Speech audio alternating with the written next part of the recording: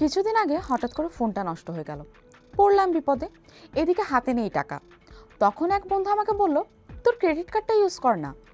আর কোনো চিন্তা ভাবনা না করে সেটা দিয়েই একটা স্মার্টফোন কিনে নিলাম।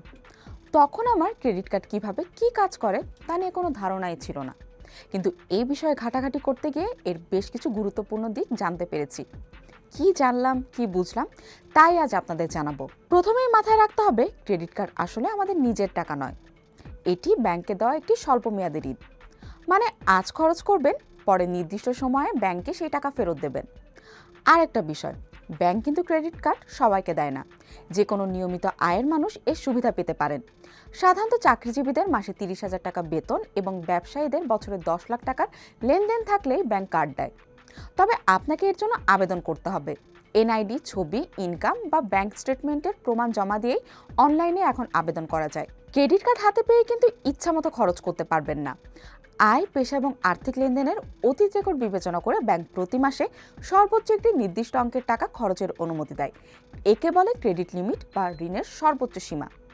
যেমন আপনার ক্রেডিট লিমিট যদি 1 লাখ টাকা হয়, তবে আপনি এক মাসে কার্ডের মাধ্যমে সর্বোচ্চ 1 লাখ টাকায় ব্যবহার করতে পারবেন।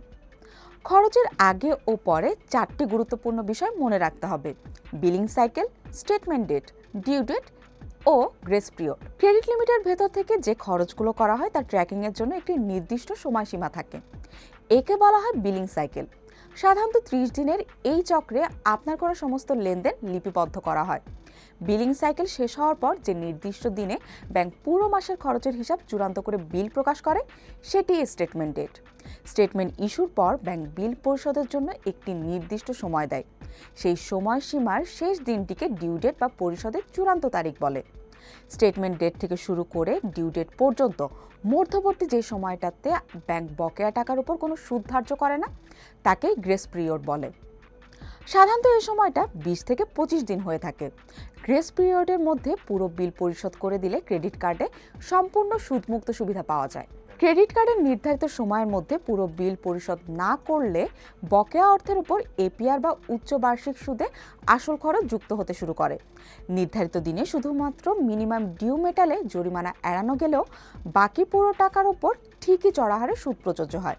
তাই অতিরিক্ত আর্থিক ক্ষতি এড়াতে প্রতি মাসে পুরো বকেয়া বিল পরিশোধ করাই বুদ্ধিমানের কাজ। দৈনন্দিন সুপারশপ বা রেস্তোরাঁ থেকে শুরু করে কন্ট্যাক্টলেস এবং কিউআর কোড পেমেন্ট সবখানেই ক্রেডিট কার্ড ব্যবহার করতে পারবেন।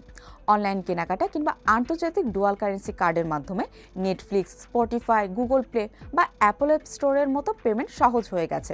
এমনকি পেশাগত প্রয়োজনে চ্যাটজিপিটি বা ক্লাউড স্টোরেজের বিল পরিশোধও এটি এখন প্রধান ভরসা। তবে ক্রেডিট কার্ড খরচে লাগাম রাখুন। ক্রেডিট লিমিটে 30% বেশি ব্যবহার করলে ব্যাংক আপনাকে ঝুঁকিপূর্ণ ঋণ গ্রহীতা ভাবতে পারে, যা পরবর্তীতে হোম বা কার লোন পাওয়ার ক্ষেত্রে বাধা সৃষ্টি করে। আরেকটা জিনিস একদম মাথায় ঢুকিয়ে নিন, এটিএম থেকে ক্যাশ অ্যাডভান্স বা টাকা তুললেই প্রথম দিন থেকে চড়া সুদ ও ফি গোনা শুরু হয়।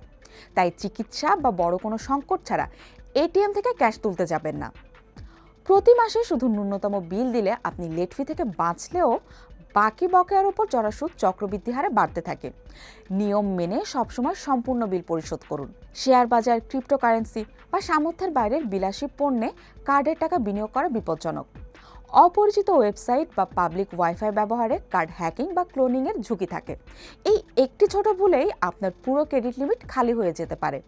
আর হ্যাঁ, জুয়া খেলায় ক্রেডিট কার্ড ব্যবহার করা সম্পূর্ণ আইনত দণ্ডনীয়। ক্রেডিট কার্ড কোনো অতিরিক্ত আয় নয়, এটি একটি দায়িত্বশীল সাময়িক ঋণ।